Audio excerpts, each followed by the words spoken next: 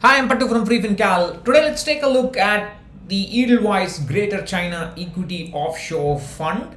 This is actually a fund of fund that's investing in the JP Morgan Greater China Fund. Actually, JP Morgan AMC started this fund and then handed it over to Edelweiss, and that's how Edelweiss got to have this fund. The problem with this fund is quite similar to the problem we had noticed in the PGIM India Global Equity Fund. The investors see last 1 year return of 75% and they say, oh, let me invest in this. This is a very nice long-term opportunity and so on. Without actually studying the past in some detail, they would have understood that there's nothing too fancy about this fund, and there's nothing very inviting to about this fund at all. But that's a very common mistake they do, and I think it should stop. So JP Morgan started this fund in August 2009. And then it went to Edelweiss in late 2016, and then they've been having it since then. So these are the holdings of the fund from the fact sheet. Tencent Holdings, Taiwan Semiconductors, Alibaba Group, they are the biggest chunk, and then you have the rest. You can go to the article and have a look at it. I have shared the article in the community page. You can have a look at that. So this has got an AUM of about 1,200 crores. The direct plan has an expense ratio of 1.34% on top of the 0.77% for the JP Morgan underlying fund. The regular plan has a TER of 2.37% above that 0.77%, and that's just crazy amount. If you look at the since inception performance, immediately you can see when compared to the Nifty 50, the Nifty 50 is the black line, the red line is the Edelweiss fund, all of it is in INR. You can see immediately that the major outperformance has been in the last year, mainly after the corona recovery, market recovery. That's when the major outperformance has been. Other than that, there's nothing great that stands out in this fund. If you look at the same thing happens with respect to its own benchmark.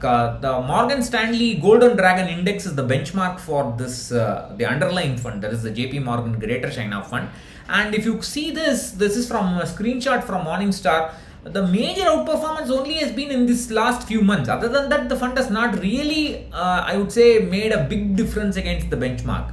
And you can see that also in this last 3-year window. If you go to the JP Morgan page, you will see last 3-year returns, very great outperformance with respect to the Golden Dragon, 5-year return, 10-year return, and so on. But the bulk of this outperformance has come in the last year.